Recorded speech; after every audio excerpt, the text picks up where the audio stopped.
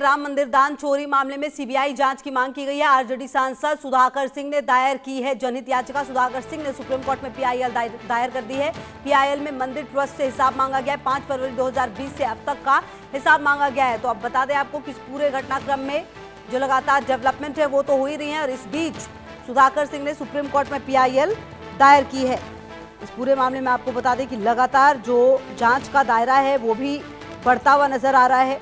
वहीं आज आरएसएस की तरफ से भी कहा गया कि दोषियों को कड़ी सजा मिले, करोड़ों भक्तों का भरोसा बचाना जरूरी है। पुलिस ने इस बीच आरोपी अविनाश की कार भी जब्त कर ली है। तो कुल मिलाकर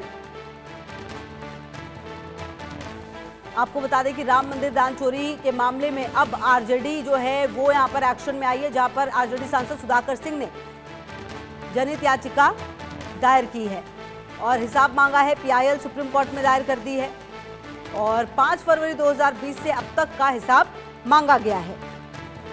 और रितेश मिश्रा मेरे सहयोगी ज्यादा जानकारी के लिए इसी खबर पर मेरे साथ जुड़ रहे हैं। रितेश, 5 फरवरी 2020 से अब तक का हिसाब मांगा गया है, पीआईएल दायर की गई है आरजेडी की तरफ से, मतलब जो उनके विधायक है। कुल मिलाकर क्या आरजेडी का ये विरोध करने का तरीका है जो सामने आ गया है अब? नहीं, आरजेडी का विरोध इसे नहीं कर सकते हैं। इसे हम सीधे तौर पर जो सांसद हैं आरजेडी के, हाँ। सुधाकर सिंह, उनका विरोध कर सकते हैं। क्योंकि देखिए, सुधाकर सिंह प्रखर नेता हैं, बोलने वाले नेता हैं। तो वो हर मुद्दे पर, जहां पर जन सरोकार का मामला होता है, सुधाकर सिंह खुलकर सामने आते हैं।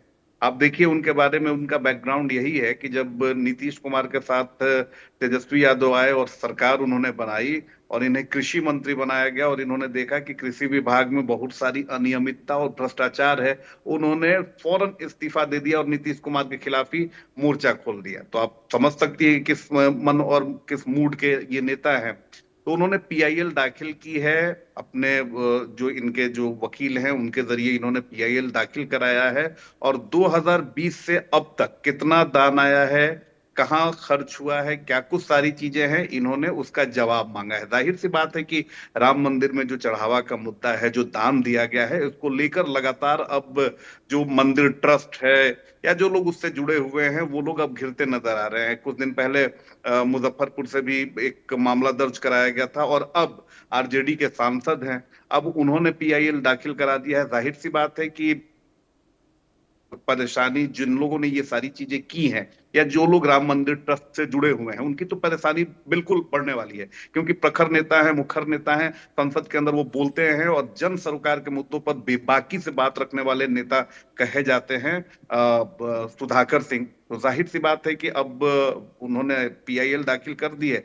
अब सत्र जब शुरू होगा तो वहां भी वो इस मुद्दे को प्रमुखता से उठाएंगे।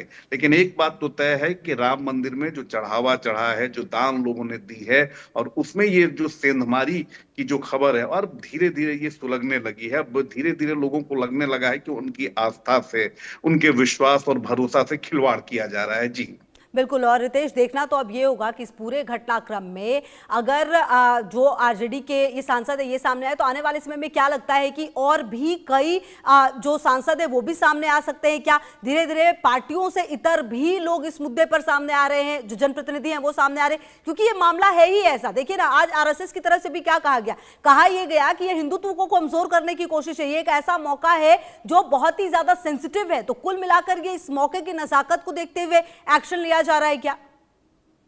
तो देखिए ना, तो हिंदुत्व को अगर कमजोर करने की अगर ये साजिश है तो किसने किया है? कोई विपक्ष का तो नेता उसमें नहीं है। हम्म।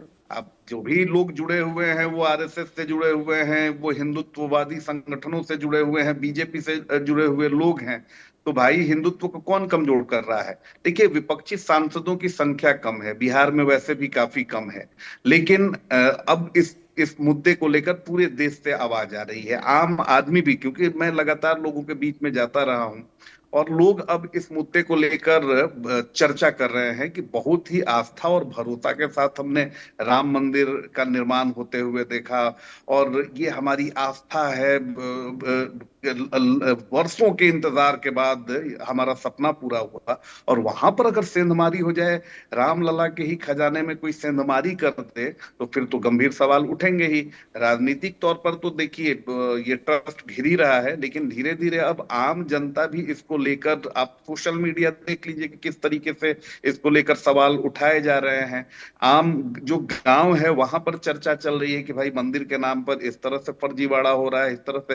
तो ऐसे में तो ट्रस्ट के लोगों को सामने आना चाहिए, बताना चाहिए कि आखिर क्या कुछ है, क्यों ये, अगर साजिश ये है तो साजिश किस आधार पर की गई है। आप कह रहे हैं कि साजिश है, तो आप ये जवाब दे रहे हैं, तो उसका आधार क्या है?